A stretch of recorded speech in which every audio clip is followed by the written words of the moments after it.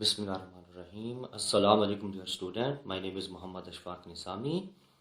बेटा आज हम कंटिन्यू करने जा रहे हैं ज़ीरो चैप्टर में आइसोमेरिज्म। और इससे पहले आपने जो टॉपिक समझा था उसमें हाइड्रोकार्बन, सैचुरेटेड, अनसैचुरेटेड हाइड्रोकार्बन, और इससे पहले आपने फिर फाइनली इंट्रोडक्शन, हिस्टोरिकल बैकग्राउंड, उनके बारे में ये सारी इंफॉर्मेशन समझी थी।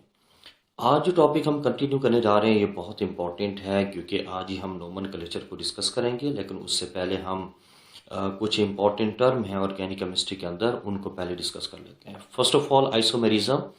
आइसोमेरिज्म बेटा क्या है? ये एक फिनोमिना होता है, एक ख़ास प्रोसेस होता है इन विच टू और more than two compounds have same molecular formula but different structural formula is known as isomerism, and those compounds will be called as isomers.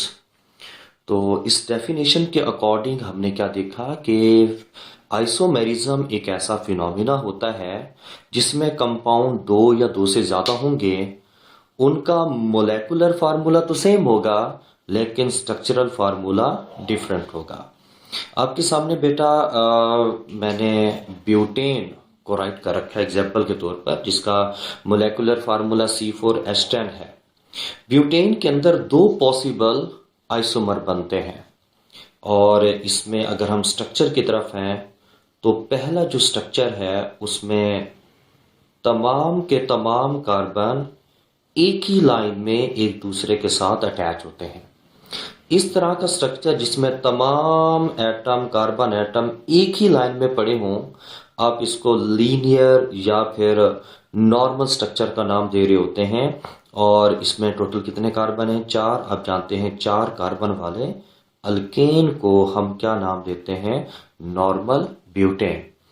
अब इसका जो दूसरा पॉसिबल स्ट्रक्चर है, ये फर्स्ट और जो सेकेंड पॉसिबल स्ट्रक्चर है, उसमें 3 कार्बन स्ट्रेट लाइन होंगे, जबकि चौथा कार्बन सेकेंड कार्बन के साथ एज अ ब्रांच अटैच हो जाता है। अब यहां पर आपको क्लियरली दिखाई दे रहा है कि ये जो स्ट्रक्चर है ये क्या बेटा? ब्रांच चेन स्ट्रक्चर है, और ऊपर वाला क्या है? स्ट्रेट चेन स्ट्रक्चर है। तो इन दोनों के स्ट्रक्चर में फर्क आ रहा है। और आप ये भी जानते हो बेटा कार्बन कितने बॉन्ड बनाता है? 4 बॉन्ड बनाता है। इस वक्त अगर ये कार्बन एक बॉन्ड बना रहा है तो बाकी के 3 बॉन्ड आप सेटिस्फाई करेंगे विद हाइड्रोजन एटम। तो CH3, यूं इसके टोटल कितने बॉन्ड हो जाएंगे? 4 बॉन्ड। दरमियान वाले कार्बन के कितने बॉन्ड हैं? 1 2 3। तो चौथा बॉन्ड हाइड्रोजन के साथ सेटिस्फाई कर लेंगे।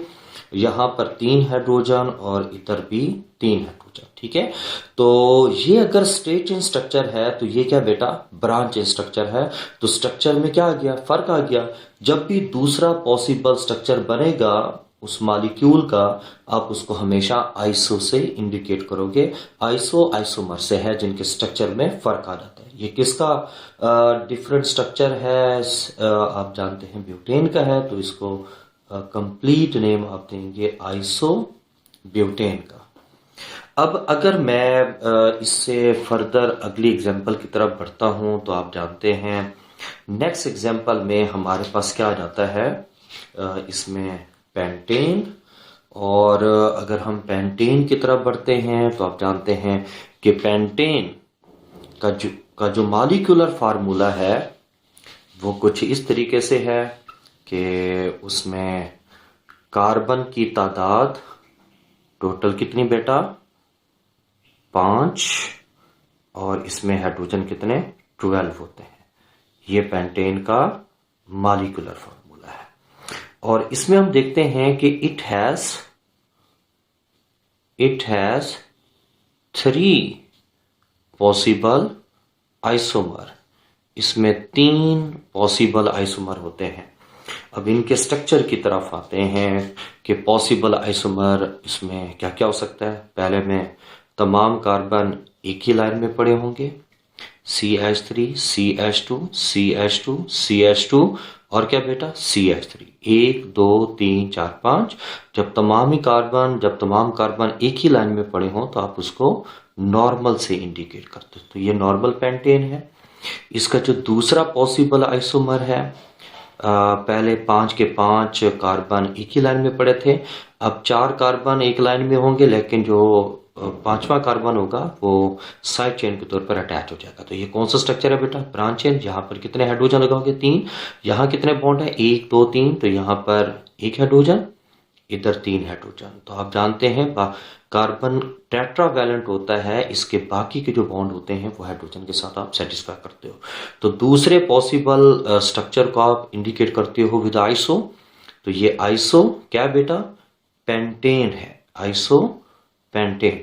अब तीसरा और जो फाइनल स्ट्रक्चर है उसमें CCC। पहले स्ट्रेट चेन में 5 थे, दूसरे स्ट्रेट चेन में कितने बेटा? 4, और तीसरे स्ट्रेट चेन में कितने? 3 हैं। और बाकी के जो 2 कार्बन होंगे ये कुछ इस तरीके से हम राइट कर देंगे। तो हर कॉर्नर वाले कार्बन के साथ 3 हाइड्रोजन अटैच हो जाएंगे, और जो दरमियान वाला कार्बन है कितने बॉन्ड है? 1 2 3 4। तो ये क्या कहलाएगा? Neo pentane. तो पेंटेन के अंदर 3 तरह के पॉसिबल आइसोमर बनते हैं, ब्यूटेन के अंदर 2 तरह के पॉसिबल आइसोमर बनते हैं। तो हमने देखा जैसे जैसे कार्बन एटम की तादाद को बढ़ाते जाएंगे, नंबर ऑफ पॉसिबल आइसोमर भी बढ़ते जाएंगे। अब इसके बाद जो हमारा नेक्स्ट टॉपिक है वो इसमें आ जाते हैं हम अल्काइल ग्रुप की तरफ। ये जो अल्काइल ग्रुप होते हैं ये क्या होता है? इसकी जो डेफिनेशन है वो कुछ इस तरीके से है कि ये बेसिकली क्या बेटा? ग्रुप ऑफ एटम्स होते हैं, और ये आपको ऑब्टेन्ड होते हैं जब आप एक हाइड्रोजन एटम को रिमूव करते हो फ्रॉम अल्केन। तो जब भी आप अल्केन में से एक हाइड्रोजन को निकालोगे तो जो बाकी ग्रुप ऑफ एटम बनेगा आप उसको अल्काइल ग्रुप का नाम देंगे। और याद रखना बेटा, ये जो अल्काइल ग्रुप होंगे इनको आप सब्स्टिट्यूट भी बोलोगे या साइड चेन भी आप इनको बोल सकते हो जब आप ब्रांच चेन हाइड्रोकार्बन को डील कर रहे होंगे। और इनका जो मॉलिक्यूलर फार्मूला है, जो कि अल्केन का जो जनरल फार्मूला होता है CnH2n+2, ये अल्केन का होता है। आप जानते हैं कि अल्केन में से एक हाइड्रोजन को निकाल दें तो क्या बन जाता है? अल्काइल।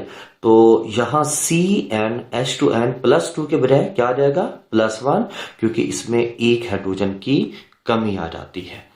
अब आते हैं इसकी एग्जाम्पल की तरफ। आप जानते हैं ये जो अल्काइल ग्रुप होता है ये किस तरह बनता है?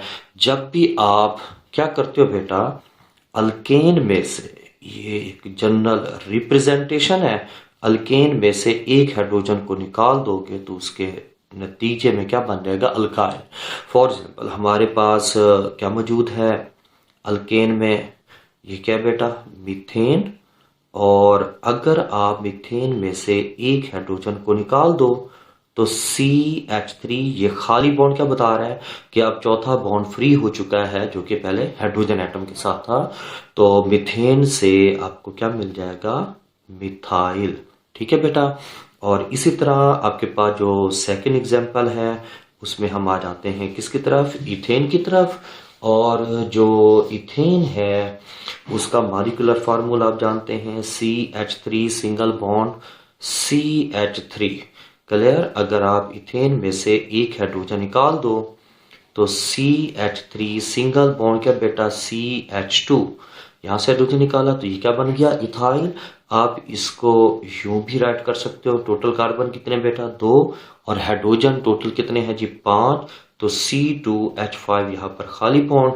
इस अल्काइल ग्रुप को हम क्या बोलते हैं? इथाइल। आई होप कि आपको ये बातें क्लियर हो रही होंगी।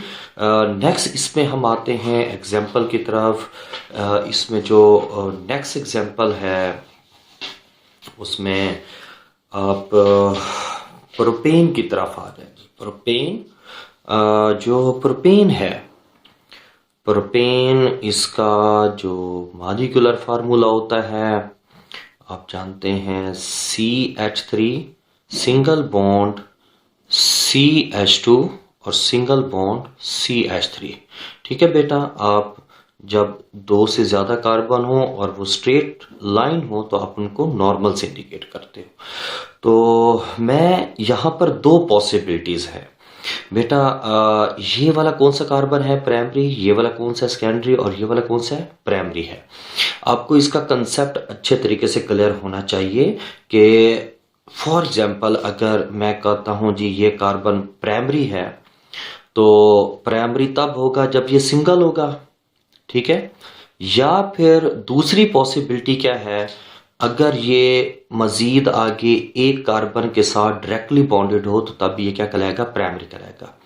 तो आप देख रहे हो बेटा ये वाला कार्बन क्या है, प्राइमरी है क्योंकि ये एक कार्बन के साथ डायरेक्टली बॉन्डेड है। और ये वाला भी क्या है, ये वाला कार्बन भी एक कार्बन के साथ डायरेक्टली बॉन्डेड है। लेकिन जो दरमियान वाला कार्बन है ये दो कार्बन के साथ डायरेक्टली बॉन्डेड है। कुछ इस तरीके से अगर मैं इस कार्बन को इधर से भी इसके साथ जोड़ दूं तो लाजमी तौर पर ये जो दरमियान वाला कार्बन है ये क्या कहलाएगा, सेकेंडरी कार्बन कहलाएगा, ठीक है बेटा। तो वो कार्बन जो मजीद दो कार्बन के साथ जुड़ा हो अब उसको सेकेंडरी कार्बन, और अगर ये तीन कार्बन के साथ अटैच हो जाए तो ये टर्शरी कहलाएगा, और अगर चार कार्बन के साथ अटैच हो जाए तो आप इसको क्वाटर्नरी कार्बन का नाम देंगे, एन प्रोपेन। इसमें दो तरह की पॉसिबिलिटीज हैं। अगर बेटा मैं प्राइमरी कार्बन से, ये प्राइमरी है ये भी प्राइमरी है, अगर मैं प्राइमरी कार्बन से हाइड्रोजन को निकालता हूं तो इसके नतीजे में जो अल्काइल बनेगा मैं उसको क्या नाम दूंगा, एन प्रोपाइल। क्या नाम दूंगा बेटा, एन प्रोपाइल, यहां पर खाली बॉन्ड। दूसरी पॉसिबिलिटी क्या है, दूसरी पॉसिबिलिटी ये है कि मैं अगर जो हाइड्रोजन है वो सेकेंडरी कार्बन से निकाल दूं, ये वाला कौन सा कार्बन है, सेकेंडरी कार्बन है, तो उसके नतीजे में CH3 CH, यहाँ पर खाली बॉन्ड और क्या बेटा CH3, जहां खाली बॉन्ड होगा आपने वहां से हाइड्रोजन की रिमूवल कर रखी होगी। तो चूंकि आपने सेकेंडरी कार्बन से यहां से निकाला तो आप इसको क्या बोलेंगे, सेकेंडरी प्रोपाइल, या फिर इसका दूसरा नेम क्या होगा, आइसोप्रोपाइल होगा। ये हैं जी पॉसिबल किसके अल्काइल ग्रुप हैं जो आपने एन प्रोपेन से ड्रॉ किए। अब मैं नेक्स्ट किसकी तरफ बढ़ रहा हूं, ब्यूटेन। नेक्स्ट जो एग्जांपल क्या है बेटा, वो ब्यूटेन है, और आप जानते हैं कि ब्यूटेन का मॉलिक्यूलर फार्मूला C4H10। और आप जानते हैं कि इसमें दो तरह के पॉसिबल आइसोमर होते हैं, ठीक है। एक क्या होता है, normal butane CH3 CH2 CH2 और क्या बेटा CH3 है। ये आपको पता है ये क्या होता है, नॉर्मल ब्यूटेन। और अगर मैं नॉर्मल ब्यूटेन के प्राइमरी कार्बन से हाइड्रोजन को निकालता हूं, आपको मालूम होना चाहिए इसमें प्राइमरी कार्बन कौन सा है, ये प्राइमरी कार्बन है, ये प्राइमरी कार्बन है, लेकिन जो दरमियान वाले हैं ये क्या बेटा, सेकेंडरी कार्बन है। इनकी पहचान मैं बार बार आपको बेटा बता रहा हूँ कि आप वक्ती तौर पर ना हाइड्रोजन को गायब कर लिया करो अपनी नज़रों से, सिर्फ कार्बन को सामने रखा करो। एक कार्बन जितने कार्बन के साथ फर्दर अटैच होगा वो उस हिसाब से प्राइमरी, सेकेंडरी, टर्शियरी या क्वाटर्नरी कार्बन कहलाएगा, ठीक है। और अगर मैं यहाँ से इस कार्बन से हाइड्रोजन को निकालता हूं तो यहां से हाइड्रोजन को निकालता हूं प्राइमरी कार्बन से, तो उसके नतीजे में CH3 CH2 CH2 और क्या बेटा CH2, ठीक है। प्राइमरी कार्बन से निकाला तो इस केस में N ब्यूटेन से क्या बन जाएगा, N ब्यूटाइल। और अगर दूसरी पॉसिबिलिटी क्या आप देख लो ना बेटा, इसमें सेकेंडरी कार्बन भी, ये कौन सा कार्बन है, सेकेंडरी। अगर मैं सेकेंडरी कार्बन से हाइड्रोजन को निकालता हूं तो इस केस में जो मेरे पास अल्काइल बनेगा मैं इसको क्या नाम दूंगा, सेकेंडरी ब्यूटाइल का नाम दूंगा, ठीक है बेटा। ये तो हो गया नॉर्मल ब्यूटेन में से। आपको पता ब्यूटेन के अंदर तो दो पॉसिबल आइसोमर होते हैं। अब इसका जो दूसरा पॉसिबल आइसोमर है वो आपको पता है आइसोब्यूटेन होता है, CH3 CH3 CH2 और 1 2 3 4 1 2 3 4, ठीक है जी, यहाँ पर CH3, ये क्या बेटा, आइसोब्यूटेन। और अगर मैं आइसोब्यूटेन में से हाइड्रोजन को निकालता हूँ, ये प्राइमरी है, ये प्राइमरी और ये प्राइमरी, तो इसमें से भी आपको पता दो तरह की पॉसिबिलिटी बनेंगी। वो दो तरह की पॉसिबिलिटी क्या है, अगर मैं प्राइमरी कार्बन से हाइड्रोजन को निकालता हूँ कुछ इस तरीके से, यहां से मैंने बेटा हाइड्रोजन को निकाल दिया, जो नेम उस अल्केन का होगा, उसी से आप अल्काइल बना दो। आइसोब्यूटेन से क्या बन जाएगा, आइसोब्यूटाइल बन जाएगा। और इसमें आप गौर करें, ये प्राइमरी है, ये प्राइमरी है, ये प्राइमरी, तो ये वाला कौन सा कार्बन होगा बेटा, टर्शरी कार्बन होगा।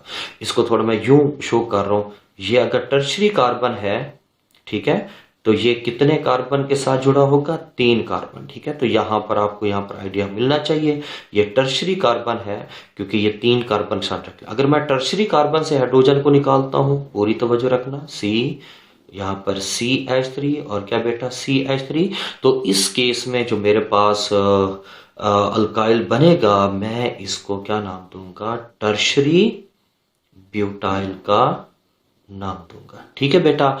तो यहां तक तो हो गया किस चीज के मुतालिक, ये है जी अल्काइल ग्रुप से मुतालिक। आई होप ये बातें आपको क्लियर हो चुकी होंगी।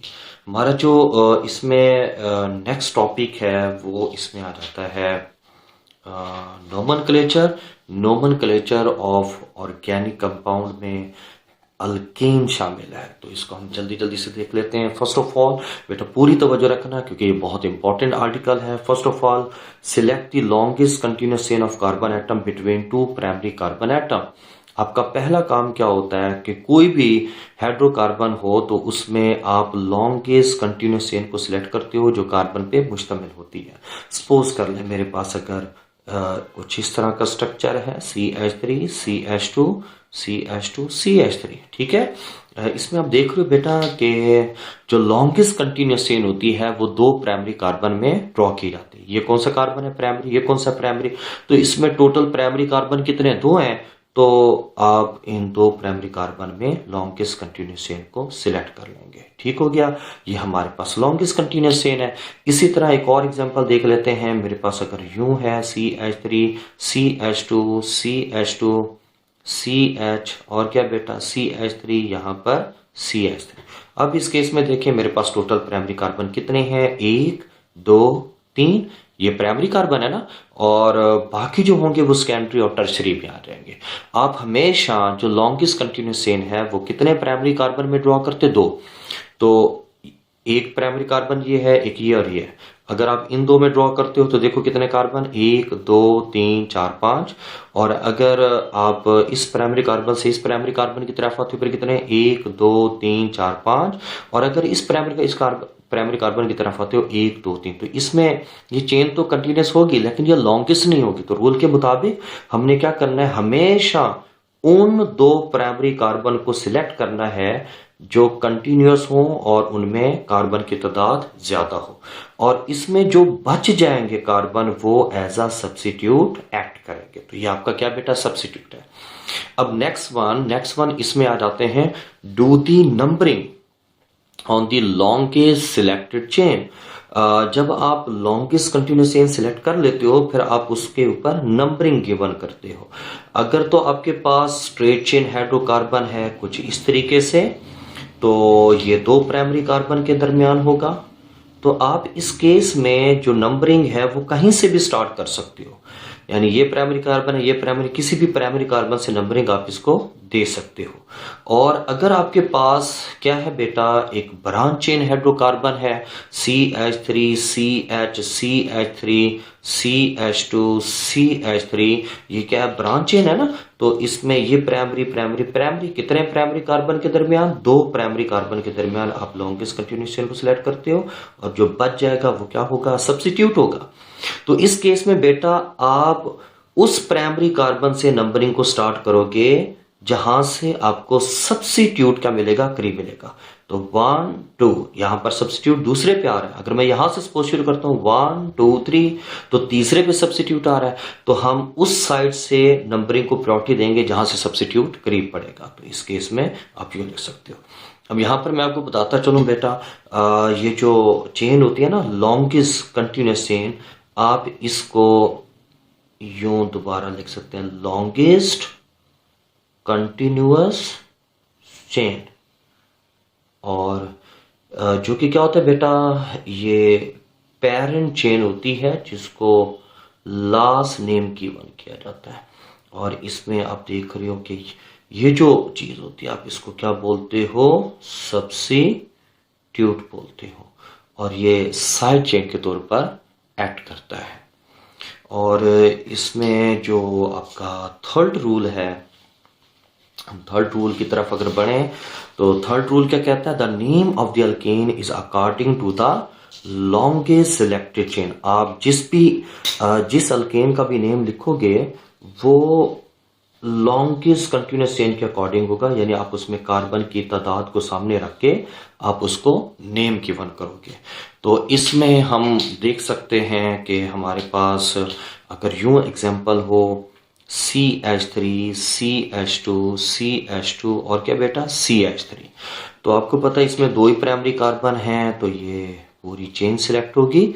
और मैं अगर नंबरिंग दूं किसी भी प्राइमरी कार्बन से 1 2 3 और क्या बेटा 4, तो इस केस में जो पेरेंट चेन का नेम होगा वो इसके कार्बन एटम की तादाद पे डिपेंड करेगा। टोटल कितने कार्बन है? 4, तो 4 कार्बन वाले को हम क्या बोलेंगे? Normal butane. तो इंशाल्लाह बेटा कल हम यहीं से इस टॉपिक को आगे की तरफ बढ़ाएंगे।